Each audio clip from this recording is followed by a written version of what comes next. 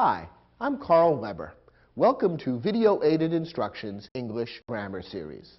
This is the program on spelling and capitalization. Of all the languages in the world, English may be the most difficult to spell. In some other languages, Italian, for instance, each letter represents only one sound. So if you know how to say a word in Italian, you know how to spell it. In English, however, the relationship between sound and spelling is unpredictable. For example, in the following words, the sound of O is represented by 10 different letters or combinations of letters. So, so, so, O, o, do, do, bow, soak, and soul. And the same letter may represent many different sounds in English. For example, in these words, the letter O represents 7 different sounds. So, to, on, honey, horse, women, burrow. No wonder English is hard to spell. Perhaps you wonder why someone hasn't tried to fix English spelling by making it match the pronunciations of words. Actually, some people have tried. Such well-known figures as the playwright George Bernard Shaw, the novelist Mark Twain, and the dictionary maker Noah Webster have all proposed simplified systems for spelling English. None of these systems have been adopted, however. There are several reasons. First, if words are to be pronounced as they are spelled, whose pronunciation will we follow? As you know, English sounds very different in New York City, Liverpool, England, Atlanta, Georgia, Bombay, India, and Sydney, Australia. If we had different spelling systems for every style of pronunciation, communication would be more difficult, not easier. Furthermore, if children were to learn a new system of spelling, they would find it hard or impossible to read the millions of existing books that are printed with traditional spelling, and it would cost billions of dollars to convert and reprint those books. For these reasons, the crazy spelling of English is simply something that we have to live with, like traffic jams or bad weather. In this lesson, you'll learn some rules and techniques that will make it easier for you to spell English words correctly. And when you're still in doubt, consult a dictionary.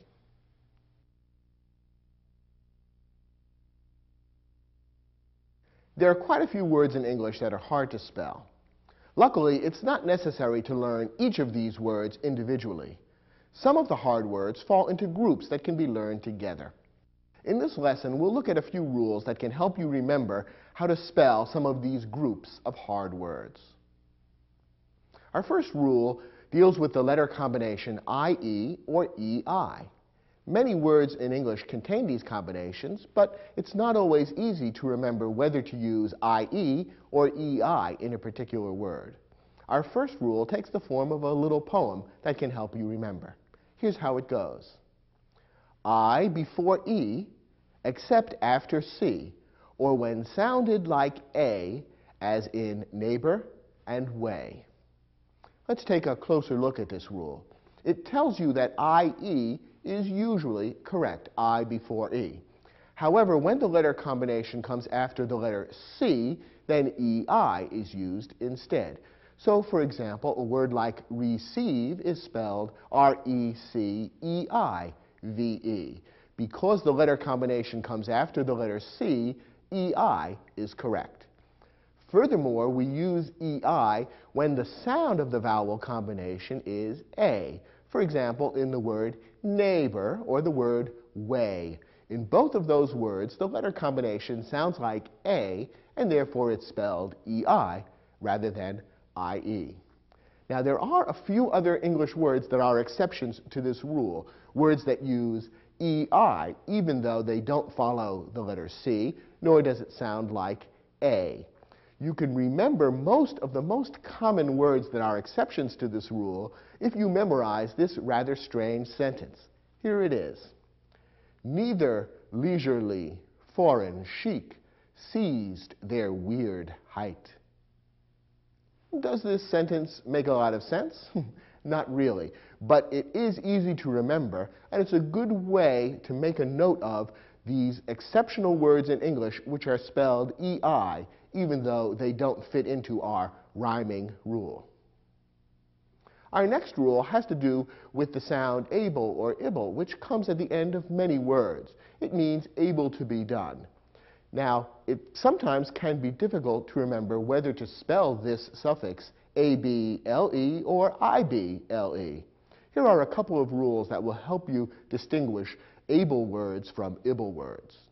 The ending is usually ible if the root is not a complete word. For example, look at the word credible. This means able to be believed. It comes from a Latin root credere, which means to believe. But in English, the root cred is not a complete word. No one could use the word cred in English. Since it's not a complete word, ible would be the expected spelling, and that is correct. So credible is spelled with ible, not able. Other examples in English include impossible and plausible, because impos and plaus are not complete words in English. Now, there's another group of words that are also commonly spelled ible rather than able. These are words where the root ends in ns, ss, soft c, or soft g.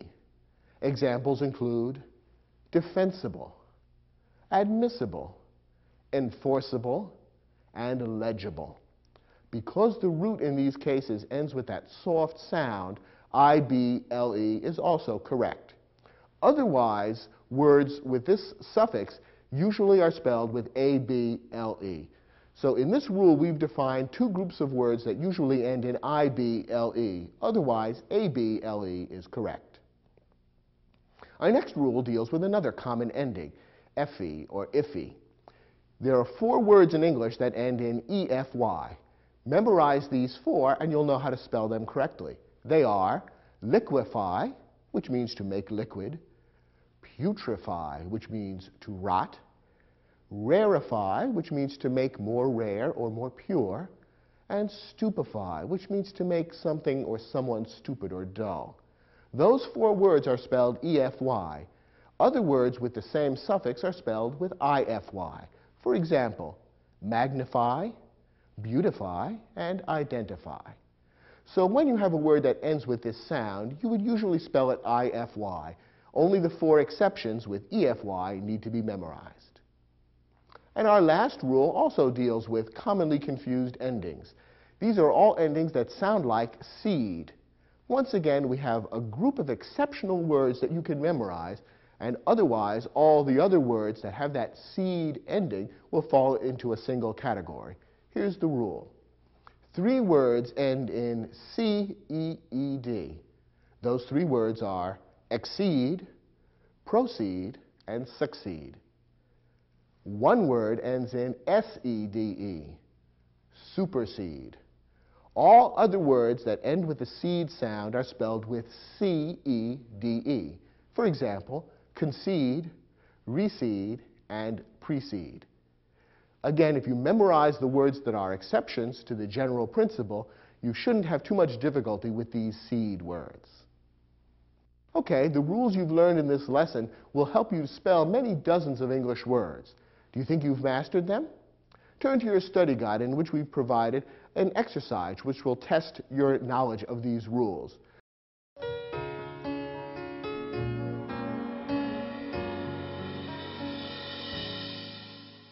In this exercise, we provided you with 5 sentences, some of which contain spelling errors. Your job is to locate any spelling errors and correct them, and you are allowed to use a dictionary if you find that helpful. Let's look at the first sentence. The telescope at the City Observatory can magnify images from space thousands of times, making distant stars and galaxies clearly visible. Now, in this sentence, there are 2 spelling errors. Did you catch both of them? The first one is magnify. Magnify in this sentence was spelled with E-F-Y. But remember, there are only 4 words in English that end in E-F-Y, and magnify isn't one of them. The correct spelling is I-F-Y. The second error is the word visible. Here, the suffix able was spelled with an A, V-I-S-A-B-L-E. This is incorrect. Remember that if the root is not a complete word in English, the usual spelling is I-B-L-E. Viz is not a complete word in English, and therefore I-B-L-E would be the expected spelling, and that would be correct, invisible. Let's look at the next sentence. After entering the auditorium, the members of the graduating class are supposed to proceed directly to their seats. Here, seed has been spelled S-E-D-E in the word proceed, but that's wrong. Remember that S-E-D-E is used in only one word in English, supersede. Proceed is one of the group of words, 3 words, that are spelled with C-E-E-D. Remember, those 3 words are exceed, proceed, and succeed. Therefore, the correct spelling of proceed is P-R-O-C-E-E-D, and that's a spelling error you should have caught in this sentence. Next example. Yesterday, I received a package in the mail that was supposed to be delivered to my next-door neighbor. Now, in this sentence, we have 2 words that use the IE or EI combination of letters. Are they spelled correctly? Well, one is correct and one isn't. First, we have the word received, which is spelled IE in this case. Is that correct? No, it's wrong. Remember our rule, I before E except after C. In this case, the word received contains the IE combination after the letter C, and therefore I should not come before E, but instead the other way around. EI is correct in the word received, so this word is spelled wrong in this sentence. What about the word neighbor? Neighbor is spelled with EI, and that's correct, because remember that when the vowel combination is sounded like A, as in neighbor and way, E comes before I. So in this sentence, one of the words with the IE, EI combination is spelled incorrectly, one correctly. Our next example. During the early stages of the war, some feared that Hitler's armies were practically invincible, and a few were ready to concede defeat. Now there are 2 tricky words in this sentence. Let's see whether you were able to spell them correctly. The first one is invincible. That includes that suffix able or ible, which can sometimes be difficult. Is I-B-L-E the correct spelling as it's done here? Well, remember that when the root ends with a soft C sound, that is a C that sounds like an S, then I-B-L-E is normally correct. Therefore, the I-B-L-E spelling in this case is correct because invincible, the root there, invince, ends with that soft C sound, the C that sounds like an S. So I-B-L-E is the correct spelling, and the sentence is right so far. What about the word concede?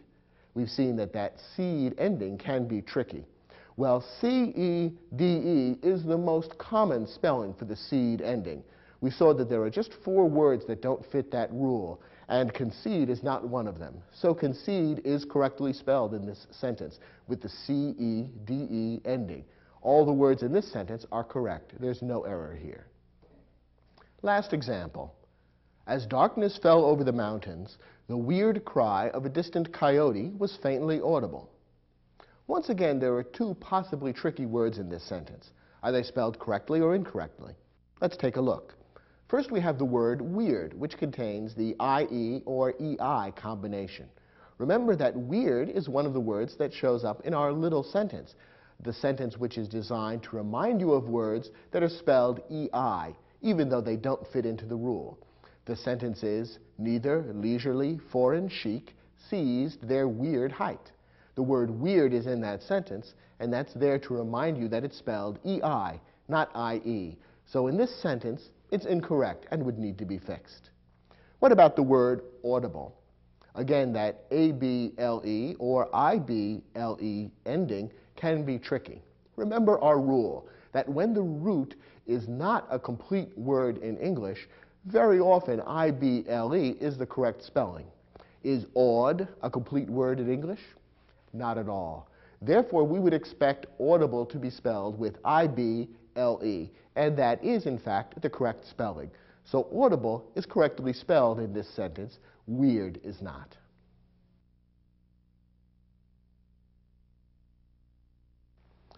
Prefixes are syllables that are added to the beginning of words or word roots to change their meaning. Suffixes are syllables added to the ends of words or word roots to change their meaning. As we've already seen, both prefixes and suffixes can pose tricky spelling challenges. In this lesson, we'll look at some rules that will help. Let's begin with the prefix in. It usually means not. For example, take the word visible, which means able to be seen. When you add the prefix in front of that word, it becomes invisible, which means not able to be seen. Now, when added to a word starting with the letter L, the in of in changes to il. So, for example, the word illegal is spelled I-L-L-E-G-A-L. Legal begins with L, and so therefore when we want to add in front of that word, the in turns into il. Illegal means not legal. Similarly, when we want to add the prefix in front of the word literate, the in turns into il, and the word becomes illiterate, which means not able to read and write. In also changes when it's added to a word starting with M or P. In this case, the in becomes im. So, for example, when we want to add the prefix in, meaning not, to the word mortal, in becomes im, immortal. Someone who does not die is immortal. When we add in to mature, it becomes im, immature. And when we add in to the word possible, it also becomes im, impossible. That is, not able to be done. So the prefix in, when it's added to the front of words, usually means not. And in most cases, it's a simple matter of adding the in.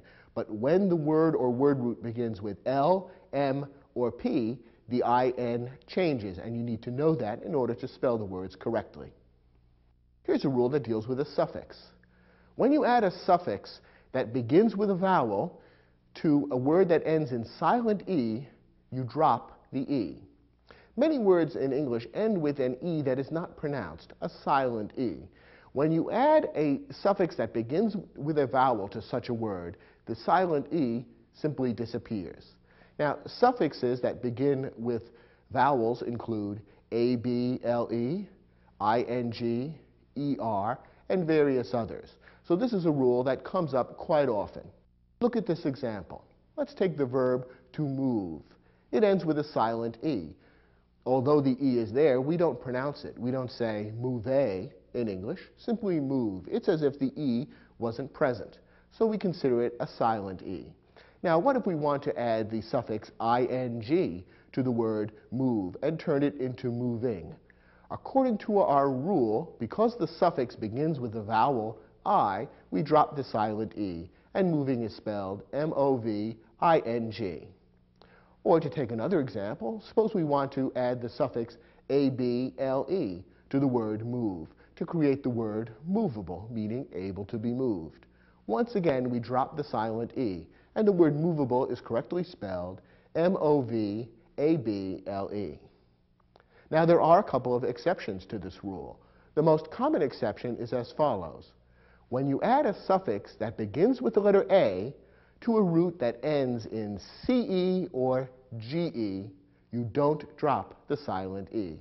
And there's a special reason why this is the case. But first, let's look at a couple of examples. Take the word noticeable.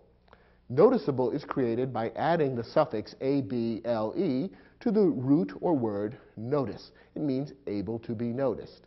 Because of our rule, since this root ends in CE, we don't drop the silent E, and we spell noticeable N-O-T-I-C-E-A-B-L-E. Similarly, the word vengeance is spelled V-E-N-G-E-A-N-C-E because it's created by adding the suffix A-N-C-E, which begins with the letter A, to the root venge, which ends with G-E. In this case, once again, we don't drop the silent E. The reason for this exception to the rule is that if you were to eliminate the silent E from a root that ends in CE or GE, it might make the resulting word difficult to pronounce. For example, if noticeable were spelt without the silent E after C, it might at first glance look as though the C is a hard C. and as though the word ought to be pronounced notacable or notacable, and that would be wrong. So the E makes it clear to the reader that the C or G is soft and ought to be pronounced that way. And that's the technical reason for this exception to the rule. Here's another rule that deals with spelling suffixes. When you add a suffix that begins with a vowel to a one-syllable word that ends with a single vowel and a single consonant, double the consonant. This is a complicated rule, so let's look at each part of the rule separately. First of all, we're talking about one-syllable words. So these are short words that contain only one basic sound. Next, we're talking about one-syllable words that end in a vowel and a consonant, a single vowel and a single consonant. So if the word ends with more than one consonant, such as jump, for example, which ends with MP, this rule would not apply. Or if the word contains two vowels before a single consonant, such as the word leap, L-E-A-P. Again, the rule would not apply because of those two vowels, E-A. This rule only applies to a one-syllable word that ends in one vowel and one consonant. When that's the case, and you're adding a suffix that begins with a vowel, you double the consonant. For example, let's take the word run.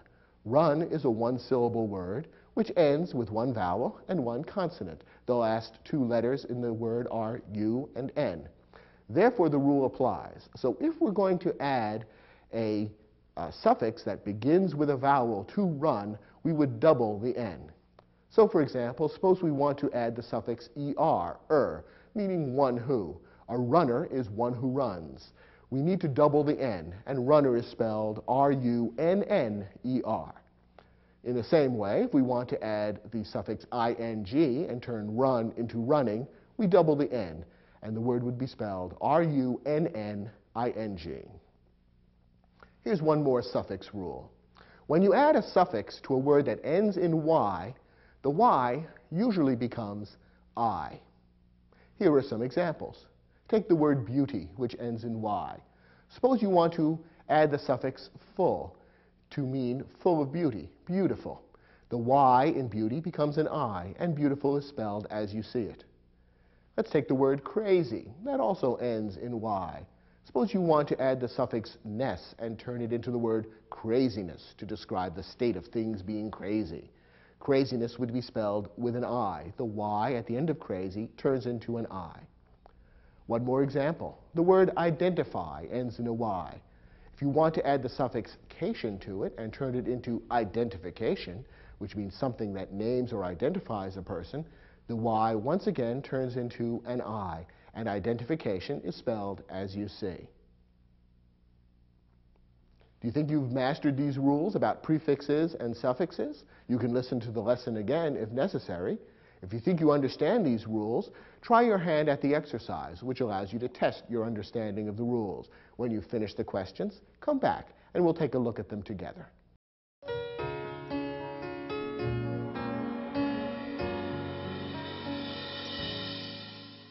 In this exercise, we gave you 10 words and asked you to add a particular prefix or suffix to the word, and then see if you could spell it correctly.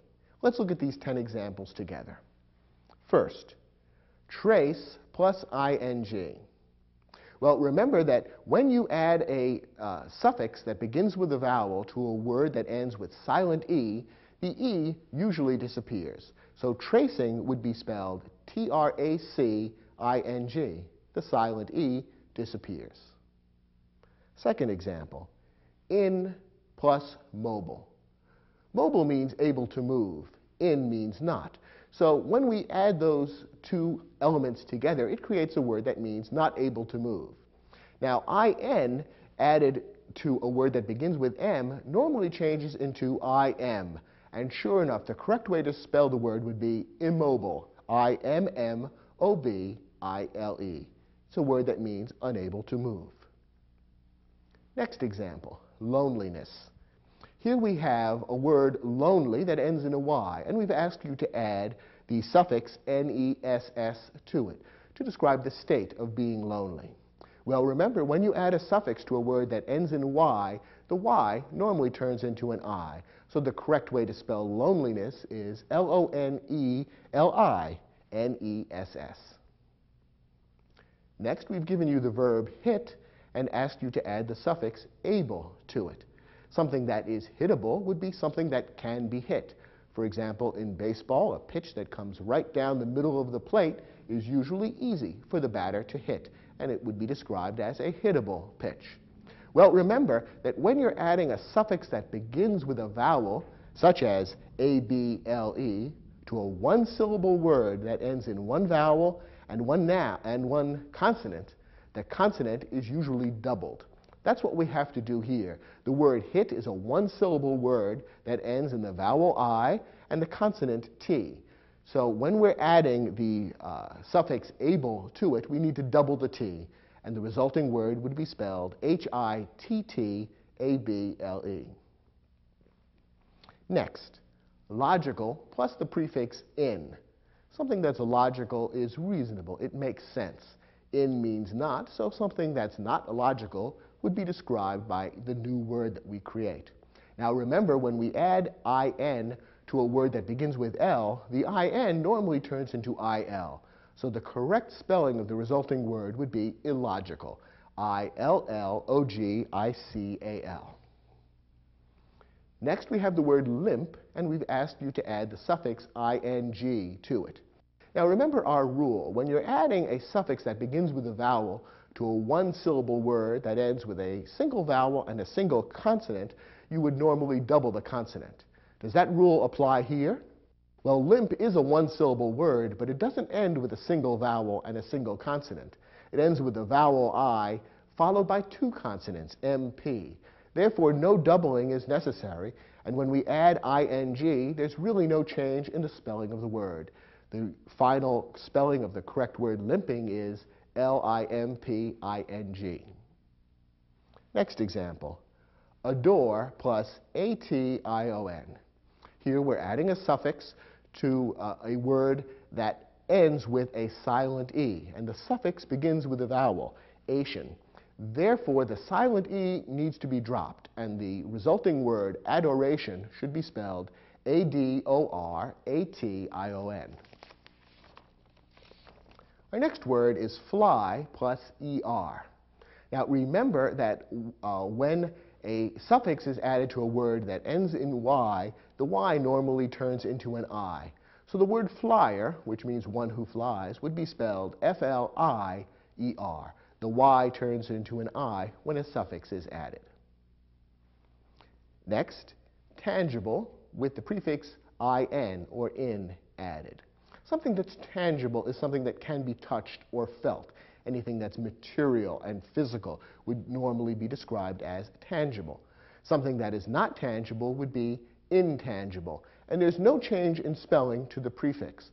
Remember, the prefix in changes its spelling when it is added to a word that begins in L, M, or P, not when it's added to a word that begins with T.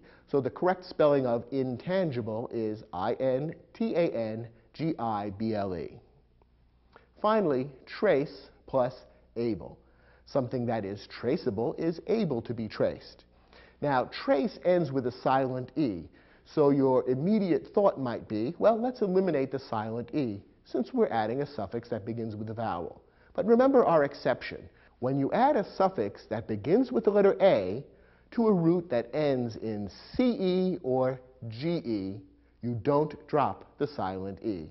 So the correct way to spell traceable is T-R-A-C-E-A-B-L-E. Remember that if the silent E were dropped in this case, it might be difficult to pronounce the resulting word. And if you eliminate the silent E from traceable, the word might look as though it should be pronounced trackable, which would be incorrect. So the silent E needs to be retained in this particular word. Did you get all of the questions in this exercise right? I hope so. If you're ready, move on to the next lesson.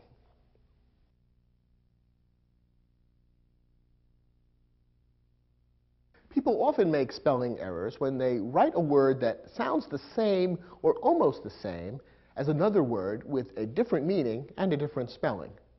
In this lesson, we'll look at some of the most commonly confused words and explain how you can tell them apart and therefore spell them correctly. First, there are a couple of words that sound like accept. They're spelled differently and have different meanings. To accept, spelled A-C-C-E-P-T, is a verb meaning to take. Except, E-X-C-E-P-T, can be used as either a verb or a preposition. When it's used as a verb, it means to exclude. When it's used as a preposition, which is more common, it means other than. Except for the weather, I enjoyed the picnic. Here are two words that sound like access. A-C-C-E-S-S, access means availability. E-X-C-E-S-S means too much of something. Two words that sound different but have related meanings and therefore are often confused are advice and advise. Advice spelled with a C is a noun. Advise with an S is a verb. When someone gives you some advice, C, they advise you with an S. The words affect and effect sound almost the same, but they're spelled differently and have different meanings. A-F-F-E-C-T, affect, is usually used as a verb, and it means to influence. The weather may affect your mood. Effect, spelled with an E, E-F-F-E-C-T, is usually used as a noun, meaning influence. The weather can have an effect on your mood. Effect is also used as a verb meaning to accomplish. The president effected a change in tax policy, meaning the president accomplished a change in tax policy. So be careful which of these words you're using and be sure to spell correctly. Here are two words that sound practically the same, coarse and coarse. Coarse with an A is an adjective meaning rough. For example, the hair on the back of a horse's neck is usually coarse. Course spelled with a U means direction, or it can mean a subject at school. What English course are you taking next year? The words complement and complement are spelled slightly differently and have somewhat different meanings. Complement with an E in the middle is a verb meaning to complete. Compliment with an I is a verb meaning to praise. You might compliment with an I your friend on her dress.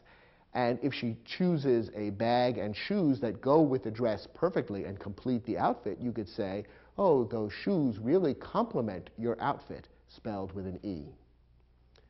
Phase and phase are two different words with different spellings and different meanings. Phase, F-A-Z-E, means to daunt or overwhelmed. He was really phased by all the work he had to do. Phase, spelled P-H-A-S-E, is a noun that means period. One phase of your life gives way to another. The word its and its are spelled almost the same, except that one contains an apostrophe, and they have an important difference in meaning. Its, without an apostrophe, is a possessive pronoun, which means of it. The cat hurt its paw, meaning the paw of it, of the cat. Its with an apostrophe means it is. When you use its in a sentence, always ask yourself, could I substitute the words it is for its? If so, then you mean it's with an apostrophe, and you need to insert the apostrophe. Otherwise, leave the apostrophe out. Here's a group of three words that people often get tangled up in. First, we have the verb lead, which means to direct. The past tense of the verb lead is led, which means directed. However, there's another word pronounced led, which is spelled the same as lead, L-E-A-D. This lead is a noun describing a kind of metal.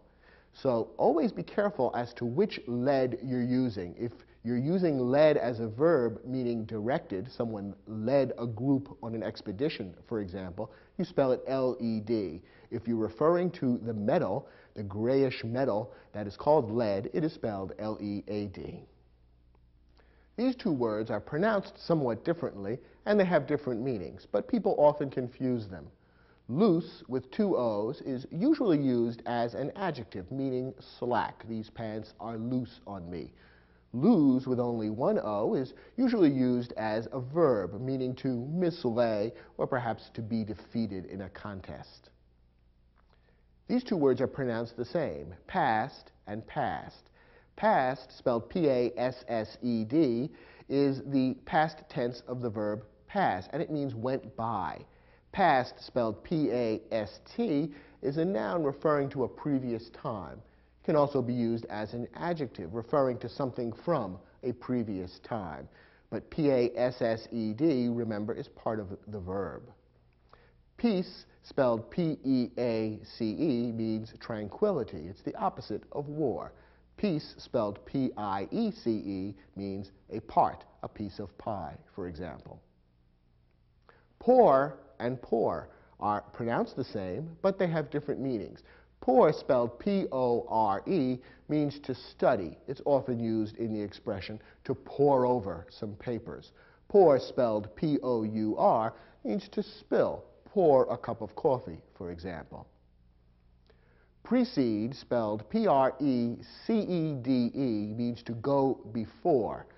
Proceed, P-R-O-C-E-E-D, is pronounced slightly differently, and it means to go ahead.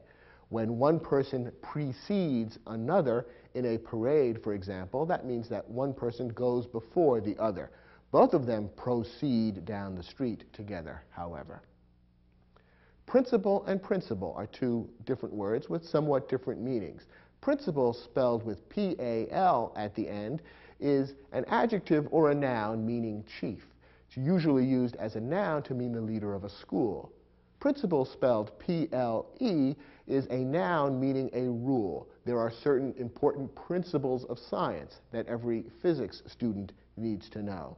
One easy way of remembering the P-A-L spelling of the name of a person who's the head of the school is the saying, the principal is your pal. The word pal is spelled P-A-L, and it appears in the end of that word, principal, when it's used to mean the head of a school. There are three words that sound like rain. They're spelled differently, and they have slightly different meanings. R-A-I-N is the most common. That means precipitation, the stuff that falls down, the water that falls from the sky is rain, R-A-I-N.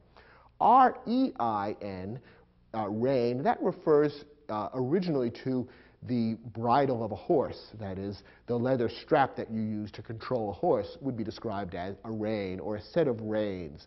To reign, spelled this way, means to control. And R-E-I-G-N, reign, means rule in the sense that a king rules a country. It's a different type of control, but when reign is used in this way, it refers to a king or another leader who rules a country, whereas R-E-I-N refers to pulling back or holding back some powerful force, the way a rider uses the reins to hold back a horse. The meanings are somewhat similar, but fundamentally different, and therefore you need to distinguish between those two types of reign in particular. Here are two words that sound the same, but actually have opposite meanings. To raise, spelled R-A-I-S-E, means to lift up. To raze, R-A-Z-E, means to tear down. And it's usually used in reference to buildings. When a building needs to be torn down to be replaced by another building, we might speak of raising it, spelled with a Z. Here's another group of three words with different spellings and different meanings. Sight, spelled S-I-G-H-T, means vision, something that one sees or the ability to see. Site, spelled S-I-T-E, means a place. The site for a new office building, for example, would be the place where that building is going to be built. To cite, C-I-T-E, means to refer to something. When you're writing a paper for school, for example, you might cite a reference source. That is, you would refer to it or name the book from which a particular piece of information was drawn. Stationary and stationary look almost the same, but they're quite different in meaning. When stationary is spelled A-R-Y, it means still, not moving. Stationary, spelled E-R-Y, refers to paper and envelopes that you buy at a place called a stationery store. Here's another trio of words that sound the same but have different meanings. Their, spelled T-H-E-I-R, means of them. You might speak of a married couple and their child, the child of them. Their, T-H-E-R-E, means in that place. And their, spelled T-H-E-Y apostrophe R-E, means they are. When you're using their in a sentence, ask yourself, could I substitute they are for there. If so, then you want the word with the apostrophe, T-H-E-Y-R-E. If you couldn't make that substitution, then one of the other two theirs is necessary. Here's another group of three, words that sound the same but are used very differently and are spelled differently. To, spelled T-O, is a preposition meaning toward, in the direction of. To, spelled T-O-O, is an adverb, which means also. T-W-O is usually used as a noun or an adjective, and it refers to the number two. Weather and weather sound almost the same, but have different meanings. Weather, spelled W-E-A-T-H-E-R, means the state of the atmosphere, if it's raining, sunny, or whatever. Weather, spelled W-H-E-T-H-E-R, means if. You might look outside to see whether it is sunny or raining. That would be spelled W-H-E-T-H-E-R. But you would look outside to see the weather, spelled W-E-A-T-H-E-R. And finally, your and your. Y-O-U-R is, again, a possessive adjective meaning of you, you and your best friend. Your, spelled Y-O-U apostrophe R-E, means you are. Once again, when you use your in a sentence, stop and ask yourself, could I substitute the words you are for your? If so, then you want your with the apostrophe. Otherwise, use Y-O-U-R with no apostrophe.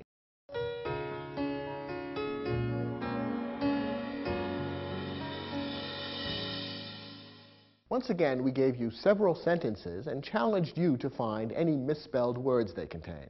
Let's look at the first sentence. The American Civil Liberties Union works to defend freedom of speech and the other basic principles of our democratic society. The misspelled word here is principles.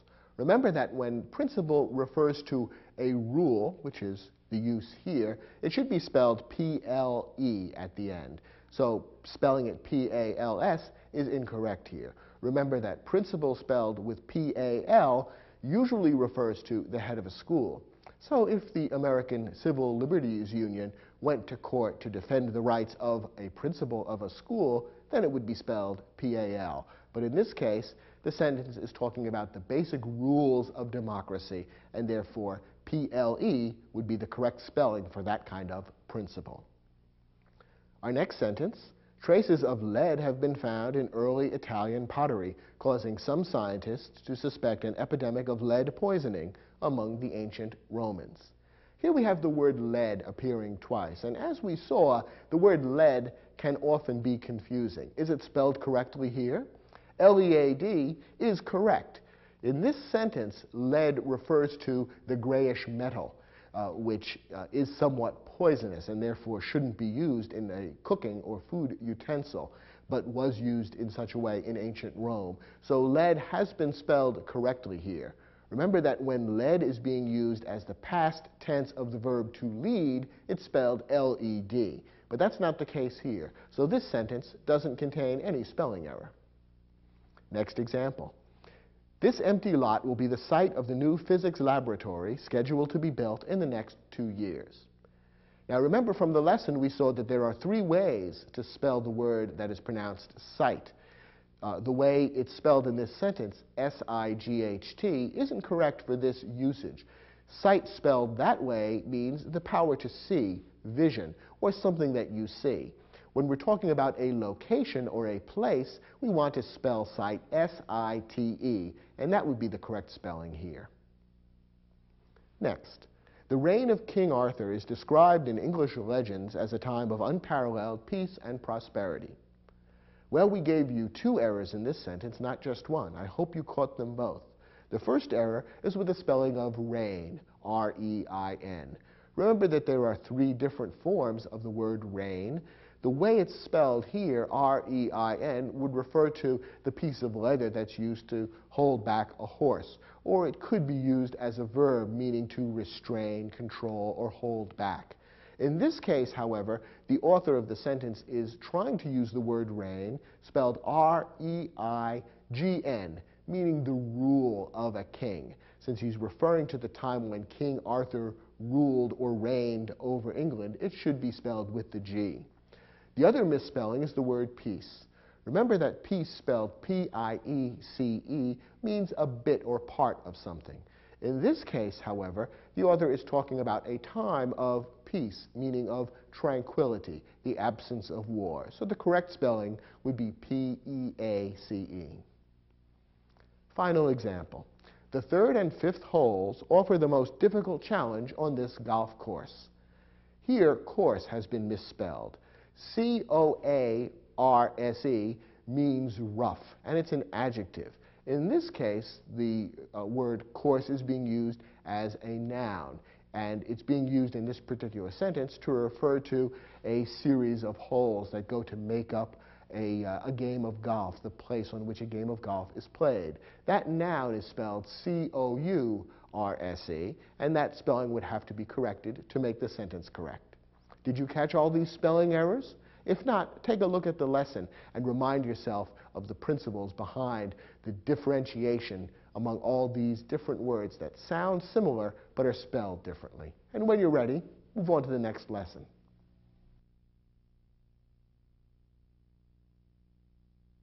Changing nouns from singular to plural sometimes leads to tricky spelling situations.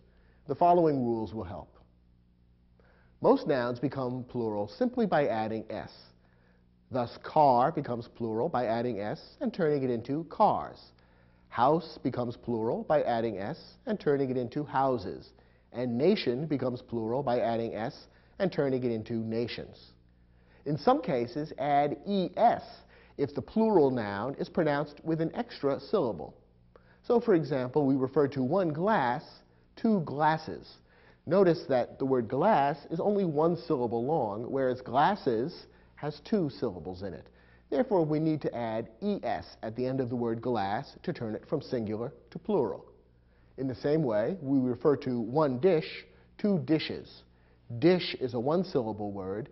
Dishes is a two-syllable word. Therefore, we add es to the end of dish to turn it into the plural dishes. So far, so simple. Now it gets a little more complicated. Some nouns have irregular plurals. That is, plurals that are formed in a different way that's hard to predict. You just have to memorize these few difficult irregular plurals. Luckily, there aren't too many common words in English that have irregular plurals. Here are the most common. Man becomes plural by turning it into men. Woman becomes plural by turning it into women. Child becomes children. Foot becomes feet. Mouse becomes mice. And louse becomes lice. If you memorize these few irregular plurals, you'll know most of the irregular plurals that are likely to come up in the sentences you write. Some nouns have singular and plural forms that are the same. For some reason, the most common examples all refer to animals. Here they are: fish, deer, sheep. Whether you're referring to one fish or many fish, one deer or many deer, one sheep or many sheep, we use the same word. In some cases, plurals are formed differently depending on the last letter of the word. Here are the rules you need to know. Nouns ending in a vowel plus y add s to form the plural. In other words, they follow the usual rule. Thus, the word boy, which ends in the vowel o plus the letter y, turns into the plural form simply by adding s, boys.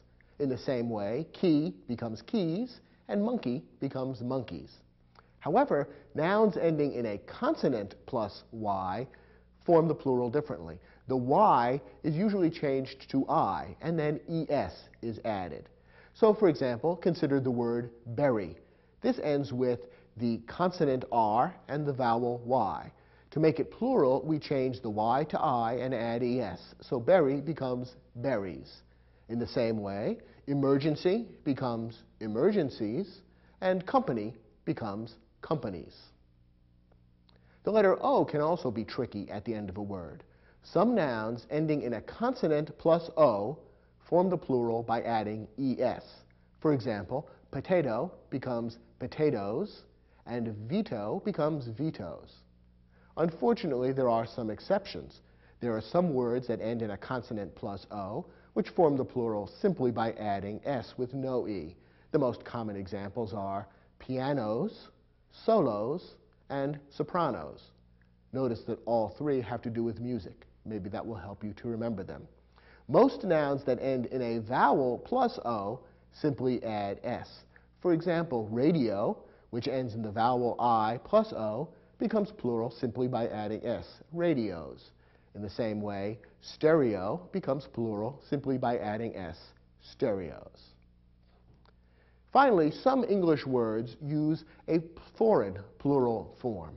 Remember that the English language borrows lots of words from other languages, and those other languages have their own ways of forming plurals. And in a few cases, the English language still follows the foreign rule for whatever reason. Here are the most common words that you need to know which use a foreign plural form. The singular word medium refers to a form of communication. Television, for example, is a communications medium. The plural form is media, M-E-D-I-A. People often talk about the media, by which they mean, for example, television, movies, radio, the internet, the print media, such as books and magazines, and so forth. When you hear people talking about the media, they are really talking about all the different media, each one of which is a medium. So media is a plural word, referring to one medium and yet another. Another singular word that follows the foreign rule for pluralization is phenomenon. A phenomenon is a happening. When you're referring to more than one phenomenon, we call it phenomena. The on at the end turns into a. So when we are speaking of more than one phenomenon, we speak of phenomena, unusual phenomena, for example. A criterion is a rule or yardstick. Again, when we want to turn this into a plural, we change the on at the end into an a. So when we're referring to more than one rule or yardstick, we refer to criteria, the criteria by which we judge whether a movie is good or not. The most important criterion, however, might be the acting. Finally, the word crisis means a turning point or a time of difficulty. We turn it into a plural by turning the final I into an E, crises. Richard Nixon wrote a book about his political career which referred to several crises through which he had lived. One last point under the pluralization issue. There are a couple of words in English that people often confuse as to whether they are singular or plural. So we put these under the heading of, is it singular or plural? Take the word data, for example. Technically, the word data is a plural word. It refers to several pieces of information. A single piece of information, if you want to refer to that, would be called a datum, D-A-T-U-M. That's the singular form of data. It's rarely used, however. The important thing to remember is when you do refer to data, that you are using a plural word. So, for example, if you were writing a paper about a scientific experiment, you might say the data are complex. You would use the plural verb are, not a singular verb, because data is plural. Well, now that you've seen these rules about how to turn singular words into plural words and spell them correctly, try the exercise, which will give you a chance to test your knowledge of these rules. When you're done, come back and we'll see how well you did with the exercise.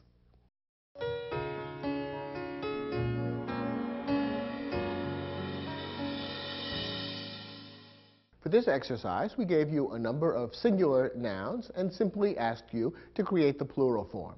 If you understood the rules in the lesson, you probably didn't find this exercise too difficult. Let's see how well you did. First, studio. How do we turn this into a plural? Well, remember our rule that most nouns ending in a vowel plus O turn into a plural simply by adding S, and that would be correct here. So studio becomes studios simply by adding an S, and the correct spelling would be S-T-U-D-I-O-S. Next, pony. Well, remember most nouns that end in a consonant plus Y turn into a plural by transforming the Y into an I and then adding ES. So the correct spelling of ponies is P-O-N-I-E-S. Next, bunch. Well, when you turn bunch into bunches, notice that an extra syllable gets added. So you are adding an S, but because bunch turns into bunches and becomes a one turning into a two-syllable word, we have to add ES. So the correct spelling of bunches is B-U-N-C-H-E-S. Remember that when adding the S adds another syllable onto the word, you add ES rather than simply the letter S. Next, dear. This is a little bit of a tricky question. Remember that dear is one of those few unusual words that have the same form in both singular and plural. So the singular form is dear, the plural form is also dear. Next, zero. How do we turn zero into zeros? Well, most nouns that end in a consonant plus the letter O turn into a plural by adding ES, and that would be correct with zeros. The right spelling is Z-E-R-O-E-S. Crisis. How do we turn crisis into a plural? Remember that crisis is one of a handful of English words that use a foreign form for the plural. So rather than turning crisis into crisises, for example, we simply change the final I into an E. The correct plural of crisis is crises, C-R-I-S-E-S. How do we make tray into a plural? Well, this is a word that ends in a Y, but remember, our unusual or special rule only applies to a word that ends in a consonant plus Y. When a word ends in a vowel plus Y, we simply add an S as usual. So tray becomes plural by simply adding an S and turning it into trays. Our next question was a truly tricky one. Here's an example of an irregular English plural that we didn't provide to you in the lesson. Perhaps you knew this. If not, you might have noticed it if you looked it up in a dictionary. The plural of ox is not oxes, but rather oxen. We gave in the lesson a few examples of some unusual irregular English plurals: men, women, children, feet, mice, and lice. Oxen is one more example to add to your list. Our next question, triangle. How do we turn this into a plural? This is a very easy one. This is, in fact, the only truly normal word on this list. Simply add an S at the end. Triangle becomes triangles. Good job. Turn to the next lesson.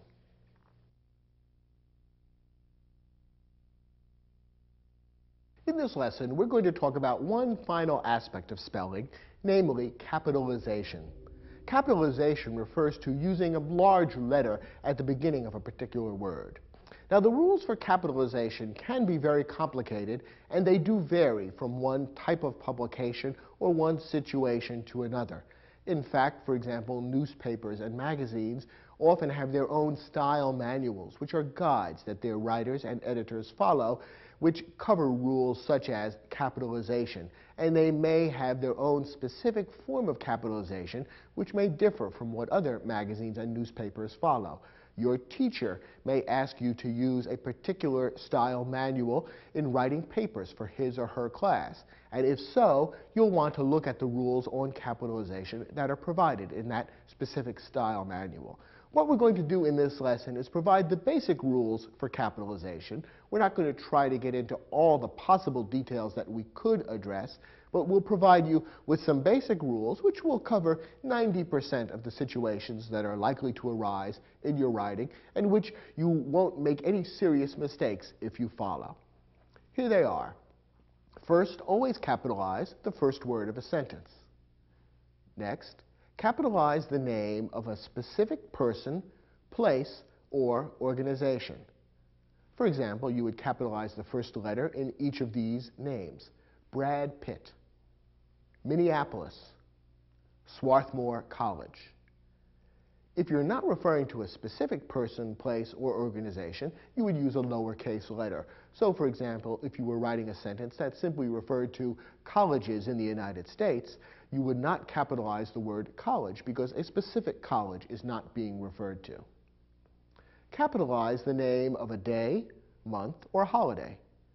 For example, you would always capitalize the first letter of Saturday, April, Columbus Day. Don't capitalize the names of seasons.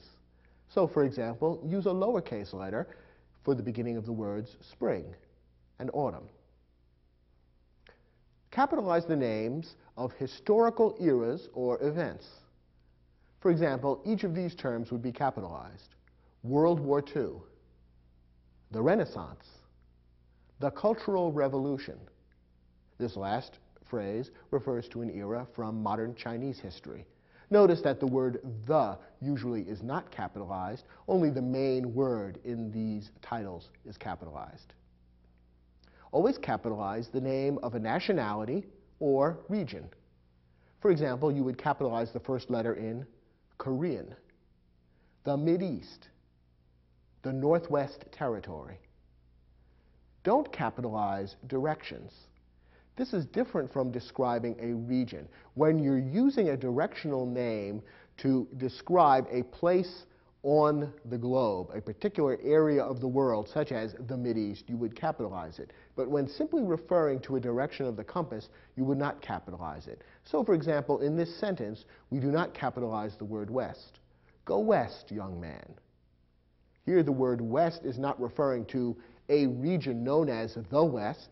Instead, it's simply pointing in a particular direction, and therefore capitalization is not used. Capitalize a rank or title when joined to a name.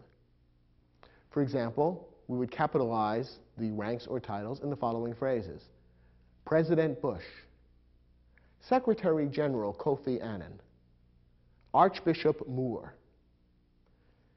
Titles and ranks are usually not capitalized when they're not joined to names. For example, in this sentence, the president addressed the crowd. The word president is not capitalized. Of course, it would be if it said President Bush addressed the crowd. Finally, capitalize the first word and other important words in the titles of works of art. Here are some examples. The Old Man and the Sea. This is the name of a famous novel. The first word is the, so we capitalize the T. Old, man, and sea are all important words, and they are capitalized as well. Another example. Arrangement in black and gray. This is the name of a famous painting. In fact, you probably know the painting by the name of Whistler's Mother. The actual title is Arrangement in Black and Gray. The first word, arrangement, is capitalized, and so are the important words black and gray.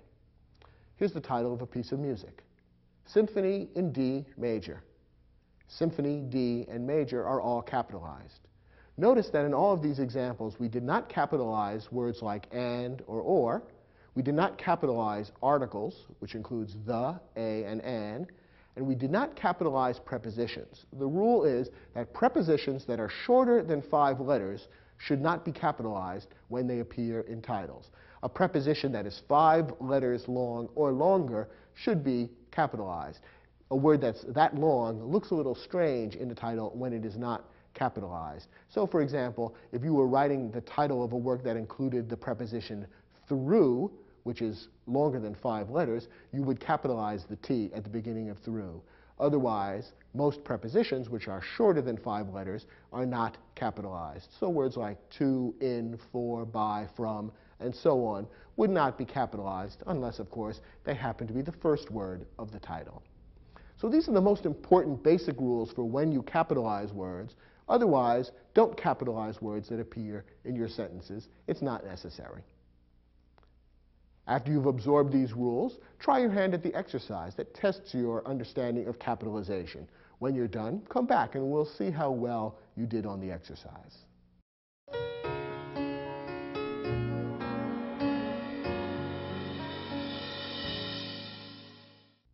Here we gave you several sentences, and in some cases words are correctly capitalized, in some cases they're not. Your job is to find all the errors and correct them. Let's take a look at each sentence. First, my favorite book is Zen and the Art of Motorcycle Maintenance by Robert M. Pirsig. Okay, here we have a sentence that includes the title of a work of art, namely a book. So we know that there's an important rule that's going to need to be followed. Let's take a look at this sentence and see whether capitalization has been done correctly. The first word of the sentence, my, is capitalized, as it should be, so that's fine. Now let's look at the title, Zen and the Art of Motorcycle Maintenance. The first word of the title, Zen, has been capitalized, and that's correct. The author of this sentence has also capitalized the word motorcycle. Well, that's also correct, because that's one of the important words in the title. But the other words have not been capitalized. Is that correct or not? Well, the words and the should not be capitalized, and neither should the word of. Those are short words, and is one of the kinds of words that we taught you in the lesson shouldn't be capitalized. The is an article, and of is a short preposition, and none of those should be capitalized. However, the other words in the title are all important and should be capitalized. So the word art should be capitalized, and the word maintenance should also be capitalized. Now, the sentence ends with the name of the author of the book, and the names of specific people should always be capitalized. So Robert should have a capital R, the middle initial M should be capitalized, and the P in Pirsig should also be capitalized. So there are 5 letters in this sentence that need to be turned from small letters into capital letters, and I hope you caught them all. Next example. The 3 senators were greeted at the airport by Mayor Bloomberg and his young assistant. Okay, here we have a sentence that includes a number of titles. Which ones should be capitalized and which ones shouldn't? First of all, the first word of the sentence, the, is capitalized as it should be. Then we have the word senators, the 3 senators. This is a rank or title. Should it be capitalized? Well, remember our rule. Normally, when a rank or title is not connected to a name, it should not be capitalized. So the lowercase s, the non-capital S, is correct in this sentence. So senators would not be capitalized. What about Mayor Bloomberg? The name Bloomberg is capitalized, as it should be. What about mayor? That's his rank or title. In this sentence, mayor is not capitalized. Should it be? Remember our rule, that when a rank or title is connected to a name, it normally should be capitalized. So the M in mayor, in this case, should be capitalized. There's one other title that's mentioned here, Mayor Bloomberg and his young assistant. Assistant is another rank or title. Should it be capitalized? Once again, it's not connected to a name, so therefore it shouldn't be capitalized. By the way, you might have noticed the word airport and thought, maybe that should be capitalized. After all, it refers to a place. But only the name of a specific place should be capitalized. If the sentence referred to Kennedy Airport, for example, then Kennedy and airport would both be capitalized, because here a specific airport is being named. In this sentence, however, it simply says the 3 senators were greeted at the airport. No specific airport is being referred to, so a lowercase, non-capital A for airport is correct. So in this particular sentence, only one change needs to be made to make it correct. The M in mayor should be capitalized. In our next sentence, again, only one change is needed. Let's see if you caught it. Many people consider Labor Day weekend the last celebration of summer.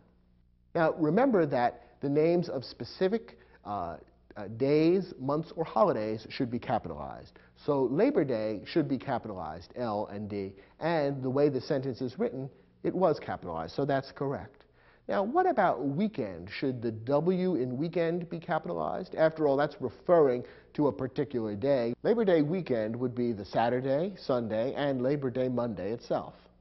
But no, not really. The weekend in Labor Day weekend is not strictly part of the holiday.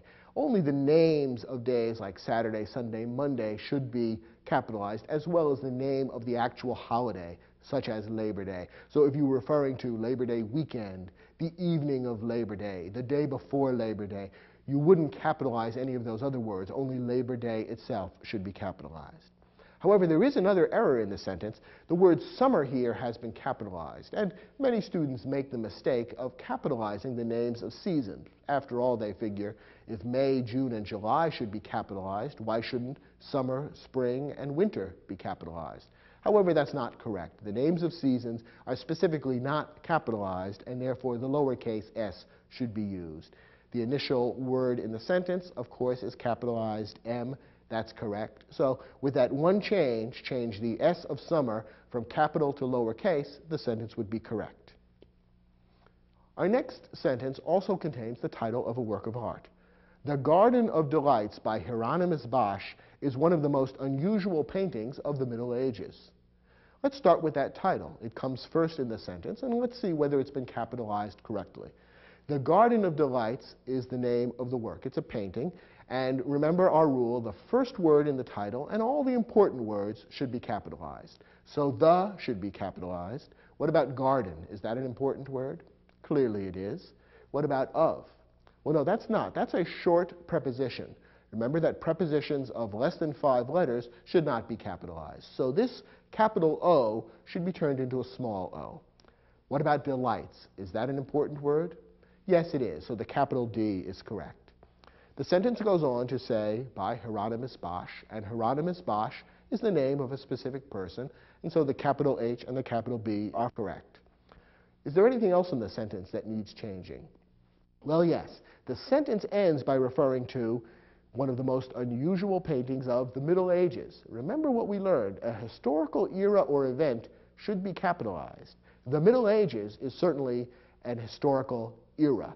So Middle Ages should be capitalized. Capital M and capital A should be used in referring to this particular era of history. So 3 changes need to be made to make this sentence correct. Change the capital O in of to lowercase and make Middle Ages capitalized, capital M and capital A.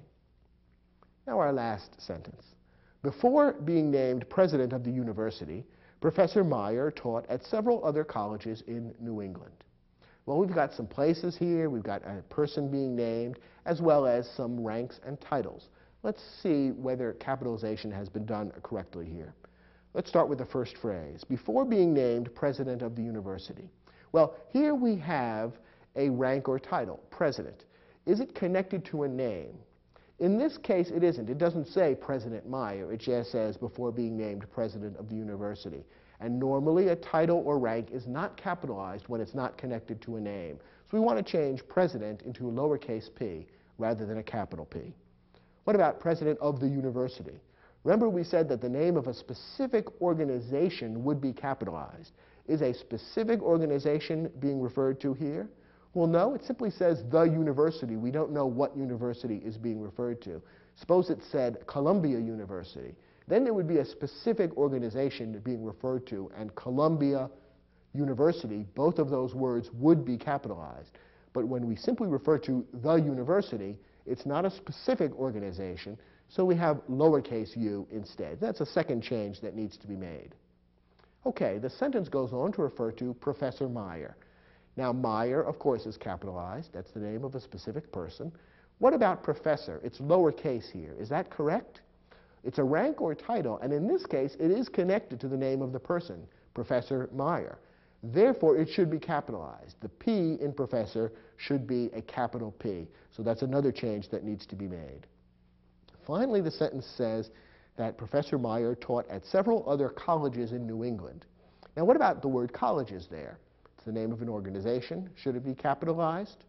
No, because a specific college is not being referred to, rather a group of several other unnamed colleges.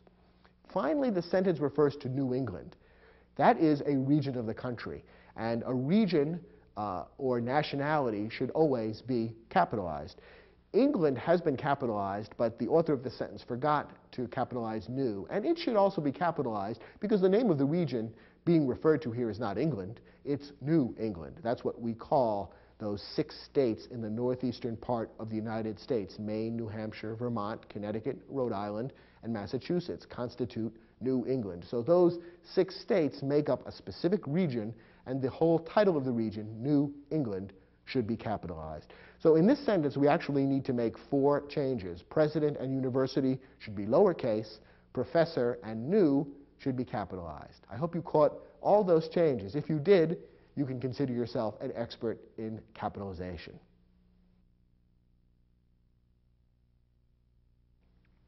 It would be really nice if English spelling were simple, logical, and clear. But it isn't, and it's not going to become that way. So this is something you simply have to work at and practice in order to become good at it. Misspellings do make your writing look bad, and people who notice the spelling errors will think you're not very bright. It's not fair to judge people's writing that way, but it's something that people tend to do. So do work at spelling words correctly to make your sentences and your pieces of writing look smarter, more correct, and have people take them more seriously. Here are a couple of final tips that can help you become a better speller. Number 1, don't be afraid to use the dictionary. One of the reasons dictionaries were invented was to make it easy to look up the correct spelling of difficult words. And when you sit down to begin writing a piece of work, whether it's for school, for your job, or any other purpose, get into the habit of pulling the dictionary off the shelf and putting it on the desk next to you. And that way, it'll be easy to look up any word that you are in doubt about. If the dictionary is up on the shelf, out of reach, when you set to work writing and you come upon a word that you're not quite sure about, it's very tempting to simply put down your best guess and not bother to get up from the chair and pull down the dictionary. Getting the dictionary and putting it next to you before you begin work will guarantee that you're more likely to actually use the dictionary and therefore correct misspelled words as you write. My second tip is this: get a little notebook and begin keeping a list of words that you misspell. Whenever you get a paperback from a teacher, for example, if the teacher has pointed out one or more words that you've misspelled, write down the correct spelling of those words in your notebook. Review the notebook from time to time and add to it every time you catch yourself misspelling a word. Chances are good that the words you write in your spelling notebook will be words that you'll come to learn sooner or later, and in time, you'll never misspell them again. So the sooner you begin keeping your own personal spelling notebook, the sooner you will banish your own personal spelling demons and improve the accuracy of the spelling you do in your own writing. Well, thanks for watching. I hope you got a lot out of the techniques for spelling and capitalization that we taught you in this program. And I look forward to seeing you and working with you on other grammar topics as you review the other programs in Video Aided Instructions English Grammar Series.